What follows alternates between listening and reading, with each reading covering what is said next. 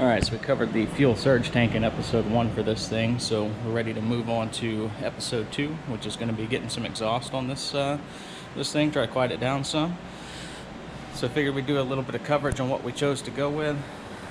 I got our piping here, a couple mufflers, a couple cutouts, and some V-band clamps. I'm using Summit Racing's exhaust builder kit. They're stainless 3-inch. Pretty fairly priced kit. Comes with 490s, 445s, 4 U-bends, and 4 4-foot sections of straight pipe. Everything's mandrel bent. I went with 409 stainless. Obviously some purists would do 304, but this truck sits inside all the time, isn't really driven in the weather, and 409 saved me some money, so I don't have a problem running 409. We're not doing premium fabrication work here on this thing, and I'll explain a little bit more about that later, but 409 fit the bill for me, and the price was right, so that's what we went with. Going to be using Borla Pro-XS mufflers. I run Borla on the Corvette. I've been happy with its sound. People say that these mufflers are pretty mild. Never run them myself, but we're going to give those a shot. So we got a pair of those, 3-inch in, 3-inch out, offset inlet and outlet. It is a straight through design still. Let's see if I can get that on camera. But the slight offset helps to absorb some of those sound waves. So I chose to go offset so that that exhaust can't just go straight through. It has to make a little bit of a bend. Some of that sound can get absorbed in the packing material. Mishimoto V-band clamps. We're a Mishimoto dealer, so my pricing is pretty good on those. Try to keep the cost down on this exhaust project for the truck. So with Mishimoto V-bands, first time using those, so we'll see how they do, but they look pretty decent, especially for the price.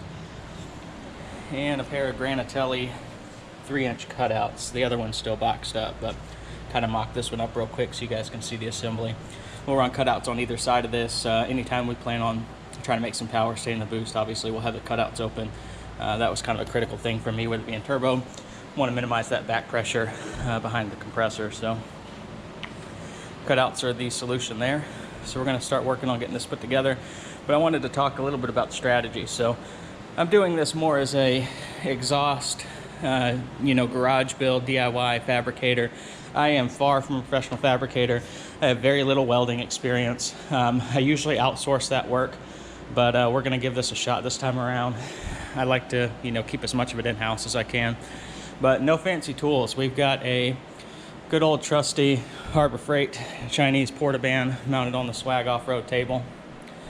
Got Harbor Freight belt sander. We can do some minor pipe fitting adjustments.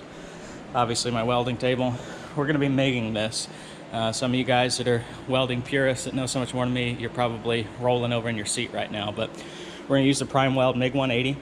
It's loaded with 023 stainless wire, trimix in the tank, so it is set up for stainless, but it is not ideal. Obviously, if you were doing this the right way, quote unquote, you'd be TIGging it, you'd be back purging it, and you'd have a real pretty system, as long as your skill set supported that. I don't TIG, never even picked up a TIG torch. There are some guys out there that are, pure artists at it, but that's not me. So we're going to do this in much the way that maybe some of you guys would at home, and we'll see what sort of results we get out of it.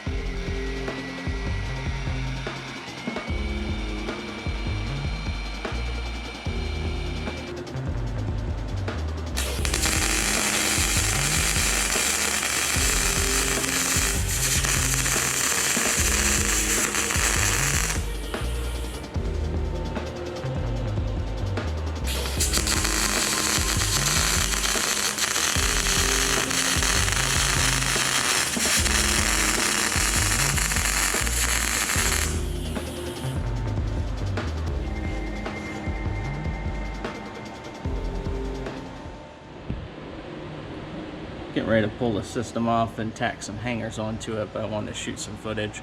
Didn't get a whole lot of in-action footage when I was trying to fit this up, concentrating on getting everything dialed in, getting your cuts right, getting it fitted.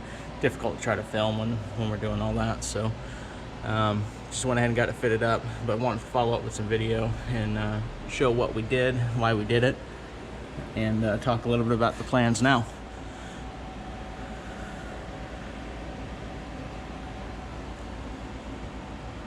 So originally I had planned on making this system up. I'm actually, it just happened to work out. That's local shop owners I deal with, ARH Automotive. They do real nice fabrication work.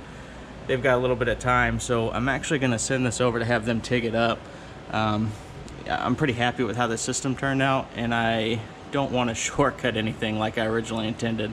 So, you know, we'll take it to them, they'll back purge it, do a real nice job TIGging it, and then we'll bolt it back up. I mean, it could have been MIG'd, but I ran a couple test speeds and just can't keep them as tight as I would have liked. It's just lack of experience welding. There you see a couple test speeds over there. Not terrible, but they'll do a whole lot nicer job than I would have. So had a little bit of a funny angle over here on the right side downpipe. I didn't want to get into modifying the downpipe extension, so I had to do a little bit of a funny bend over there. I'm not terribly happy with that, but it'll work fine. It was just difficult getting the cutouts set up in here where we had clearance for the cutout servo motors and the turn downs, floorboard clearance, everything like that. You can see we had to unloom some of my Holley EFI wiring, and we got some fuel lines that are too close to the exhaust over here. So we're going to be relocating some of those. I'll shoot a snippet in just a minute, talk about some of those plans, but I at least wanted to get some footage here before I pulled this system off again to tack the hangers on. And then hopefully the next time we're shooting, we'll be putting this thing back together with everything fully welded up. Talk about the plan on moving some of these lines. I mentioned that we had to compromise between where I had the lines originally routed and the best fitment for the exhaust, and I chose to move the lines and move the wiring rather than try to route the exhaust funny. So when I originally did the fuel lines and the wiring on this truck, there's no exhaust. We were running open downpipe, so I just kind of put it where it fit easily. But we're going to move it, make things work a little bit better. So this is my Y splitter that goes to the fuel rail. We're going to move that from where we have it mounted on that kind of frame connector there, probably to the outside of the frame rail. So where it comes here, I'll run a union from that entry to that Y there. We'll put a union on there, put a little bit of an extension piece of hose, and swing it over the top of the frame rail, or possibly through the frame rail into the outside. And we're going to see if we can snake it kind of underneath that body mount. We'll get that old line lock wiring I got tied up out of the way, and then we'll try to swing it up over the top of the frame and back into the engine compartment from kind of inside the wheel well where the rest of the wiring does. That'll give us pretty good clearance for the downpipe. We can kind of come right up to the fuel rail, and we should be able to clear the top of that downpipe with at least 4 or 5 inches of clearance, and if we need to heat wrap it, we will. That's really the only issue on this side. There is a problem where the park neutral safety switch cable is touching the exhaust back here.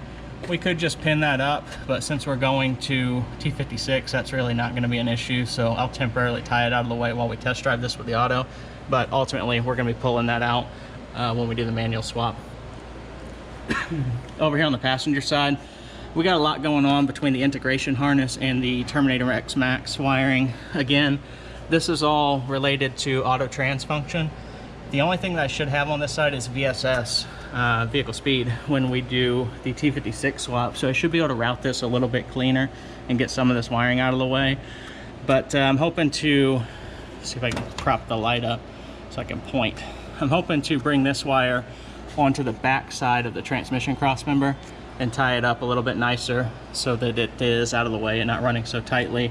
Here we're going to have to move that up or down, one of the two. When we mount the servos for the cutouts, they are right here, so we're going to have to move that a little bit.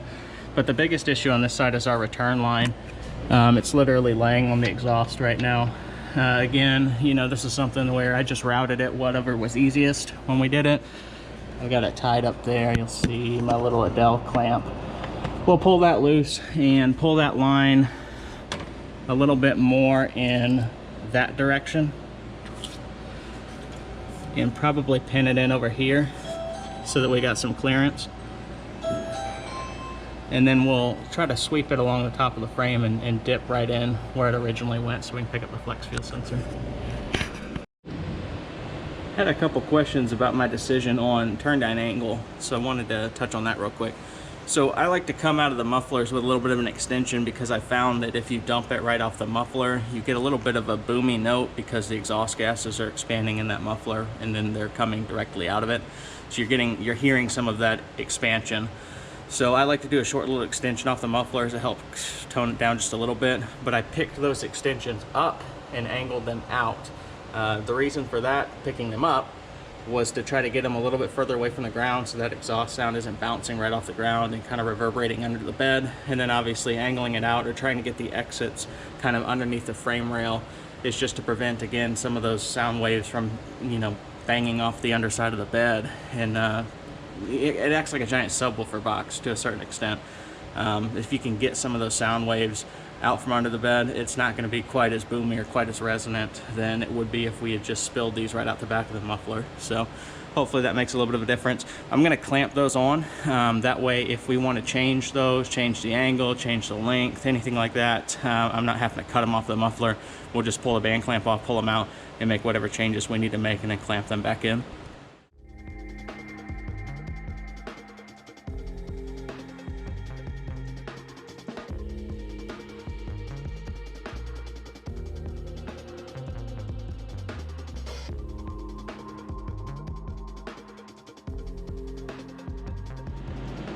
We've got all the hangers tacked up, so we're ready to send this off to TIG. Just want to get some shots of it on the ground. Show you the hangers I used. These hangers take a little insert, a little silicone insert with a bolt hole. I'll show you that in just a minute. But they're a little bit more rigid mount rather than using the traditional style exhaust hanger with the little rubber grommet that slips over both hanger ends. These use a little silicone eyelet. I got them sitting over here. That snaps around the hanger. And you can use a through bolt to hold it all in place. Pop this on real quick.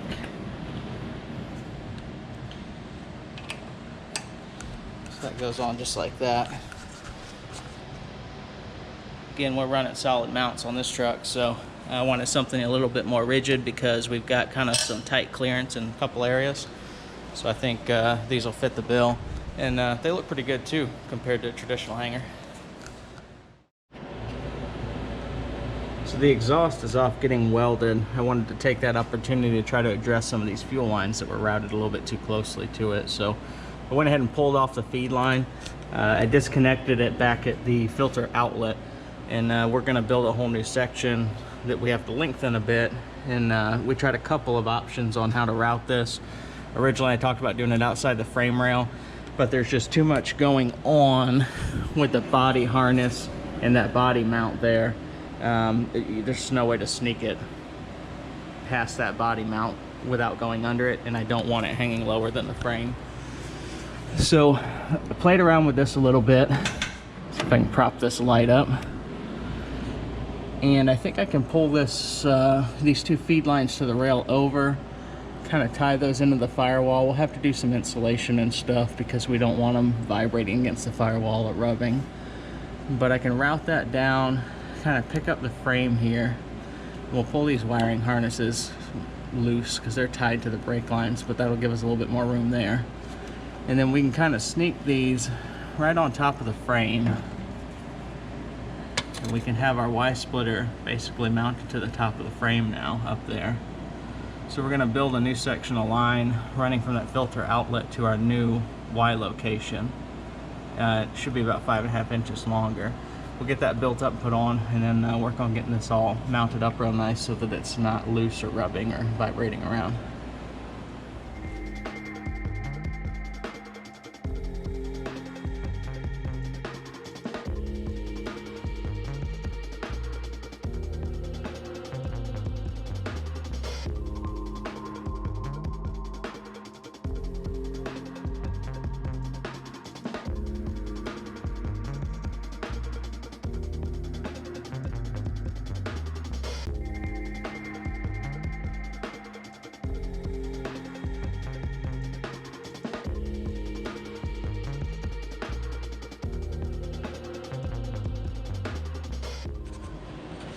So we've got that line built out. You can see the new line, you know, roughly 5.5 inches longer than the original. So what I wanted to talk about real quick is one of the tricks I use when I'm routing these lines through the frame rails. Obviously we're not dealing with the cleanest frame rails. Most of you guys probably aren't on these trucks. Many of them were used for daily drivers or for work. So one of the things I do before I'm routing fuel lines through the frame rail is I tape up both of the ends just with some masking tape, just to prevent any of that debris from getting scooped off of the frame and up into your line. Fuel system contamination is something that is easy to overlook. You know, when you least expect it, something can get down in that line and you don't really realize it unless you flush the fuel lines, or if it ends up clogging one of your injectors. So yeah, it doesn't take very long to tape that up, and just kind of a precautionary thing so that we can keep some of that debris out there and hopefully avoid any sort of trash getting in our injectors.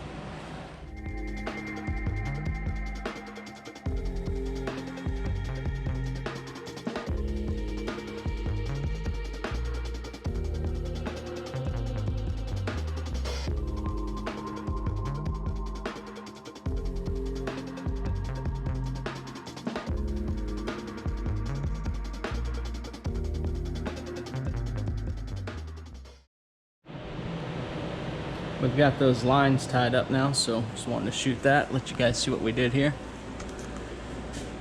So we were able to pin the two rail feed lines to the firewall coming down. You can see I've got some silicone hose that I slid in half, wrapped around that. That serves two purposes. One, it's to obviously prevent that line from rubbing against metal on metal, but it also helps to insulate some of the noise. When these lines lay up against the body, you can hear the fuel resonance inside the cab. It's, again, it acts like a big subwoofer, kind of resonating all those sound waves through the sheet metal. So that helps kind of mitigate some of that, along with the insulated clamps. But got one of our billet line clamps on it, help try to keep them routed side by side. Of course, some zip ties. Some more of that silicone line here to insulate it out back. We moved our Y splitter up top here. Our new line pinned in there. Got some rubber hose insulating it, pinned in there, and then back to that filter. On this side, we didn't have to build a new line. We had enough line here. Just a matter of pulling it loose from where it was previously tied in at, which was that hole right there. And we moved it outwards to get it away from where the exhaust will run. I pinned a couple insulated clamps up to some existing studs, each to hold the OE heat shield, and got the return line kind of pulled to the side, tied up against the frame nice. Again, some more of that silicone hose just to insulate it where it rubs metal on metal. Make sure we're not damaging the hose, and to help mitigate some of that sound wave from coming through the sheet metal. In addition to that, that wiring that was kind of messy, hanging down everywhere, we got that pinned up. Tied along the body, pinned in along some of that subframe there, and then tidied up, up nice and high and tight so that we don't have to worry about it dangling down, touching the exhaust.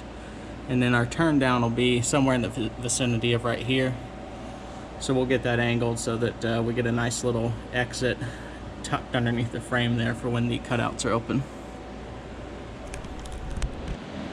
Got the exhaust back from TIG welding, so we're ready to go back together with this.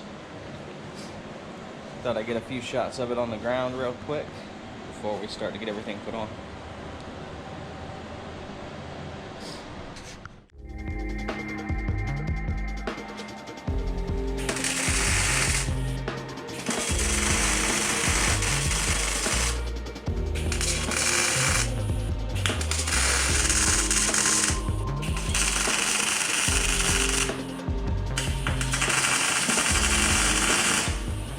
I've got everything bolted up underneath here, got all of our hangers mounted, everything's tight. Last thing we gotta do is just modify the turn downs for the cutouts, but I wanted to take a quick minute to kind of overview the system, talk about what we did for hangers. So obviously everything got welded up by ARH, it looks great, got everything installed. I wanted to go with these hangers because they were a little bit more rigid in mounting. Again, we got solid motor mounts in the truck, so we're not worried about flexing the exhaust. but some of this gets pretty tight, so I didn't want it rattling around and banging against the body of the frame. So that style of mount just has less compliance than the rubber hangers traditionally do, so chose to go with that. So up front there, tack welded a couple of tabs onto the frame, mounted those, and then looking towards the back, we picked up a couple spots on the cross member. So this cross member is the one that the fuel tank originally mounted to. It sits higher on the driver's side than the passenger side, so we had to go with a little bit shorter tab on that side, mounted up a little bit higher. Clearance gets pretty tight through here. I've got about an 1/8 up there, maybe 3/8 on the top to the body, but I mean everything is solid. The entire body moves before the exhaust is going to rattle around, so all that's good there. I don't think we're going to experience any issues with that making contact, but if we do, we have the ability to adjust things.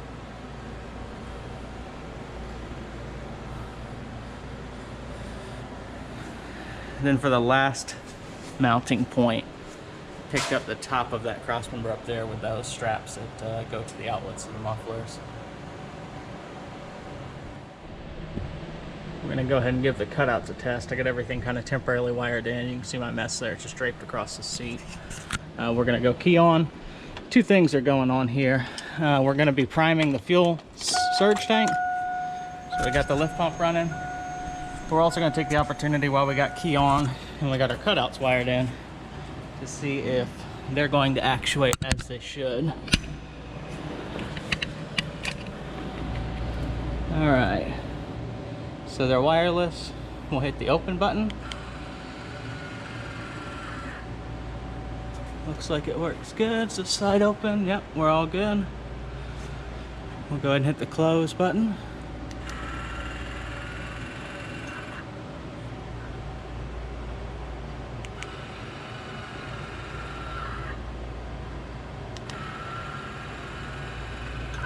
So I'll show you what we got going on. It's the last little nuance that I've got to take care of.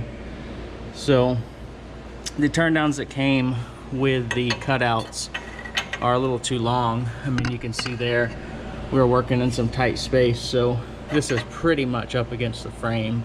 So we're gonna shorten this and we're gonna re-index it too. So ideally, you know, with it shortened up, I'm gonna have it angled downward some, more so than off to the side. And we're experiencing that same sort of interference on the driver's side as well. You can see that's pretty much right up against the frame. So again, we'll shorten these up and we'll kind of kick them back and down as well so they're not resonating directly off the frame. Okay, I've got the turn downs re-angled here. My welds are a little horrid. Had some fitment issues there, but they're on and they're angled a little bit better so that we're not so tight to the frame rail. We're a little bit further away from the wiring. I'll probably add a little bit of heat sleeving to my return line here, but for now it'll be okay just for street use. But if we had the cutouts open on the track, I'd feel better with a little bit of heat shielding right here, so we'll implement that. Just got to get it on order, so we'll take care of it next time it's on the rack. But we're all set. We're gonna go ahead and get this thing on the ground and we'll do a little test drive with it, get some in-cab footage, see how it sounds, and make sure there's no anomalies, and we should be all set.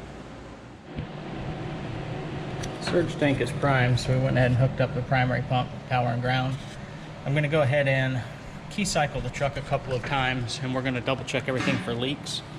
And if all looks good and there's no leaks, then we should be ready to try to start this up, see how the new exhaust sounds.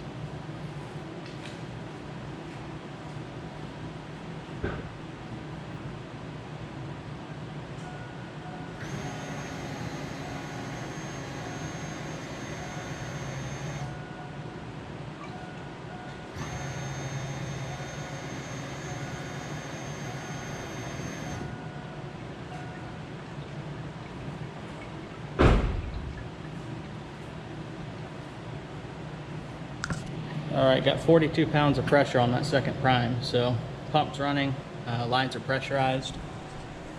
Looks like we're ready to go. I'm gonna take a quick look under here, make sure that we don't have any fuel dripping anywhere that we can see.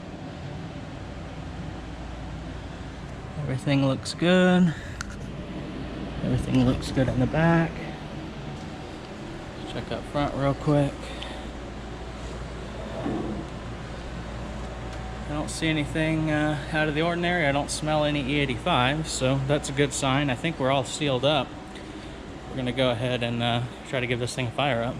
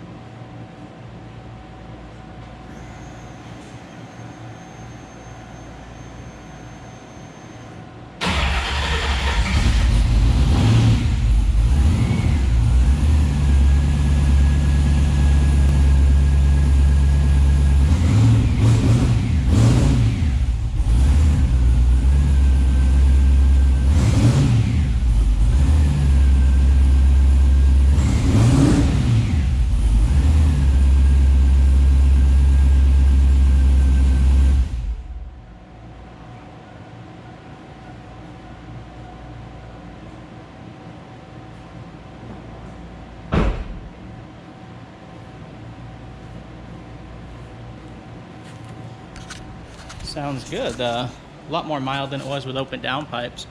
Got a little bit of hesitation on the revs, but I can't remember what tune I've even got loaded in this thing right now, so we'll make sure we're doing the latest tune and everything is set up correctly with the Holly, because we've had the battery disconnect and everything else.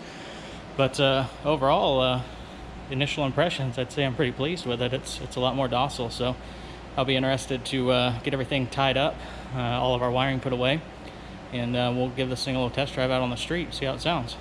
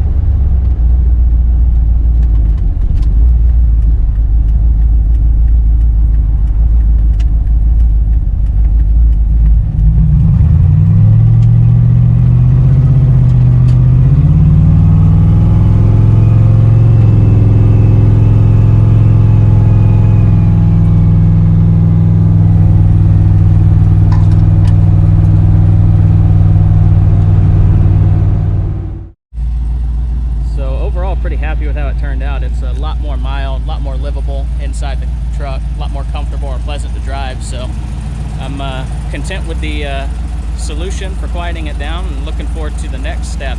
Haven't decided if we're going to go ahead with the 6-speed swap right away or do the suspension first. That's still kind of up in the air a little bit, but either way, looking forward to getting involved into episode 3 here shortly.